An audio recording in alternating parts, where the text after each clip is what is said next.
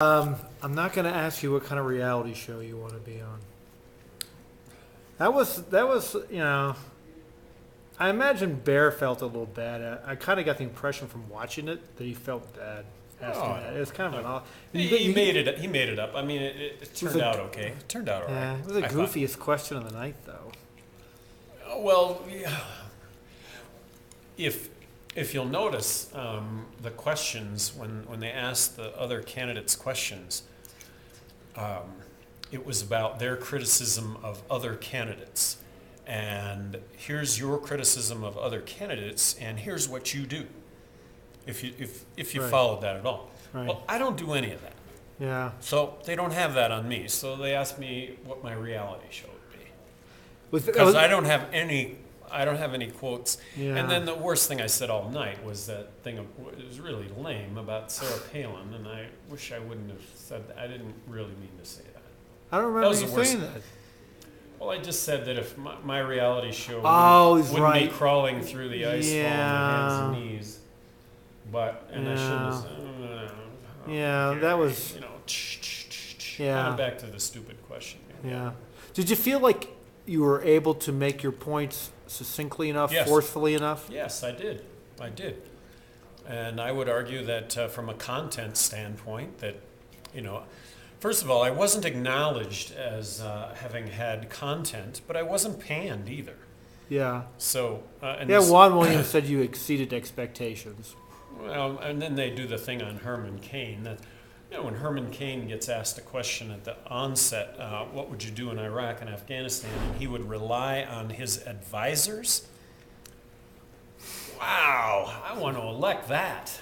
That's a definite direction there. Uh-huh. Although he did really well in the focus groups. Well, Ron, who's with me, says Right. that was anything but a random focus group. It was anything but a random focus group. Really?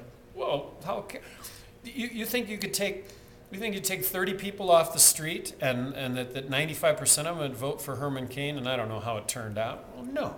Yeah. I'm sorry. That's not random. Speaking about Ron Paul, I mean, I haven't talked to you since. Paul looks like he's jumping in. He's formed an exploratory group.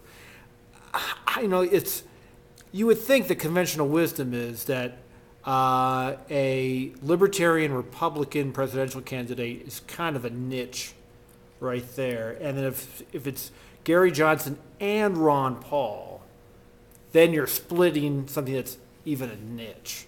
What are your thoughts about that? Well, I would argue that to win, this can't be a niche. This has to be, given the number of candidates in the race, this has got to be a 35 or 40% niche, which isn't really a niche.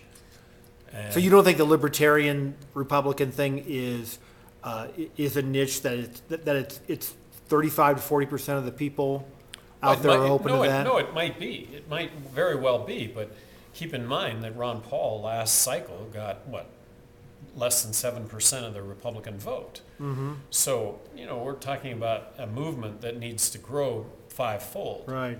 But that's the point, though, is that if it's small, and then you and Paul are fighting over this small group of territory, does you sort of cancel each other out? Well, or because two people are saying it as opposed to the crazy uncle up there in the debates, where he gets marginalized. Now you got two people up there talking about the same thing.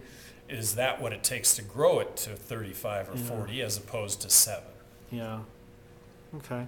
What kind of reaction after the debate? Extra hits on your website? Anything? Yeah. We raised a fair amount of money afterwards, and so all good. I can't believe that it would be anything but good. I mean, going into it, I'm at 1%, and I have no complaints with that either. I mean, we haven't gone out to try and get any sort of vote. Right. So what did you do to change that? Well, at a point, you actually spend money and you go after it, and we haven't done that yet. Because you don't have because you don't have enough money. Well, no, it's not. I mean, it's a timing issue too to do anything like that now. I mean, that doesn't make any sense. And then there is the whole primary, and it's New Hampshire, and it's Iowa, and it's South Carolina, and it's Nevada, and it's Florida. Yeah. And so how do you best allocate your resources? And at a point, you spend money on that. But right now, that's 8 months away. It's quite a ways away. The next debate, from what I recall, is August 11th in Iowa. No, it's in June. It's in June in New Hampshire. Okay. Yeah, Is it televised? I would assume. Okay. I can't imagine it not be. Maybe the one in August is a Fox televised, because I remember because Brett Baer said at the very end of the debate, Oh, we'll see you on August 11th All in right, Ames, all right. Iowa. all right. So how do you generally feel right now after we got one under your belt? Well, there's a lot of nervousness I think if you weren't nervous, there'd be something wrong with you. So I was plenty nervous going into it, and like I say, I don't know how I could have done any better. I'll do better, but I don't know how I could have done any better. Meaning I got my points across, and I virtually got my points across the board. So You got to figure the next debate. We had 5 candidates here. The next debate, there's going to be more. right.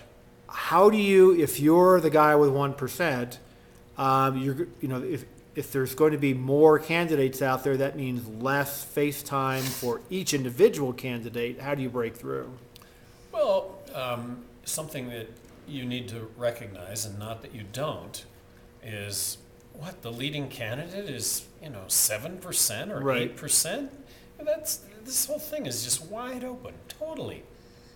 Is 7% the difference between 1%? Well, not really.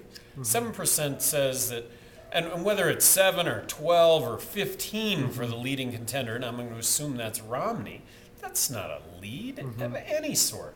That's people saying, I'm undecided. Last question for you. I'm sure I used to work in TV and TV news, and so you get consultants, and a lot of times you talk to different consultants, they tell you different things. Sometimes they tell you off-the-wall things. It would not be out of the realm of possibility, I would think, where a consultant would come up to you and say, Gary, you're at 1%, go out and say something crazy. Do you feel like you have to? Like you're under some sort of No, absolutely pressure to not. say something that's just going to make some sort of crazy headline? No. You're going to be who you are. Well, I'm going to be who I am, and let me just pose this to you, that as this grinds along, and however many debates there end up being, 25, that at a point, there'll be some focus at a point. And it won't be anything different, but finally there'll be focus at a point. Cool. Okay. I like your stocks. Okay. Gary Johnson, thanks a lot.